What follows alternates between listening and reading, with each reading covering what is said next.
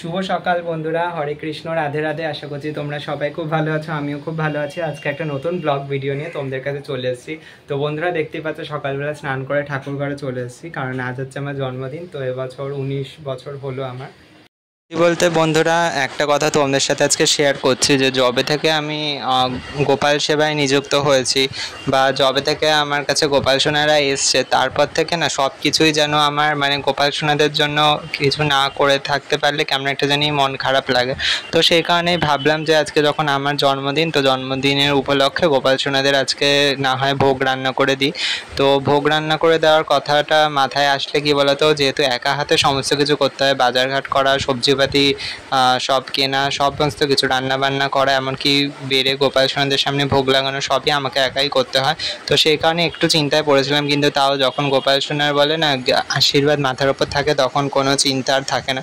তো সেই কারণে মানে আর কোনো চিন্তা ছাড়াই কিন্তু আমি আজকে গোপাল সোনাদের ভোগ দিতে পেরেছি। আর দেখো আজকে কিন্তু আমার গোপাল সোনাদেরকে কত সুন্দর লাগছে।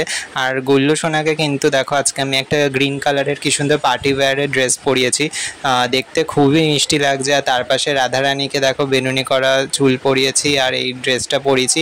মেজগোপাল সোনাকেও একটা গ্রিন কালারের ভেলভেট ড্রেস পরিয়েছি, আর সামনে দুটো ছোট গোপালকেও কিন্তু নতুন ড্রেস আজকে পরিয়েছি। আর এখানে দেখো একটা পিতলের থালাটাকে ভালো করে মেজে তার মধ্যে আমি একটা কলা পাতা সাইজ মতন কেটে ওর মধ্যে বসিয়ে দিচ্ছি গোল করে।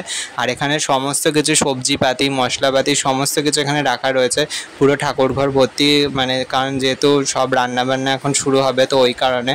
তো এখানে দেখতেই পাচ্ছ কিন্তু আমার ঠাকুরদের ভোগ লাগানো হয়ে গেছে, আর ঠাকুরদের ভোগ লাগানোর পরেই কিন্তু আমি ভিডিওটা তোমাদের সাথে শ্যুট করছি।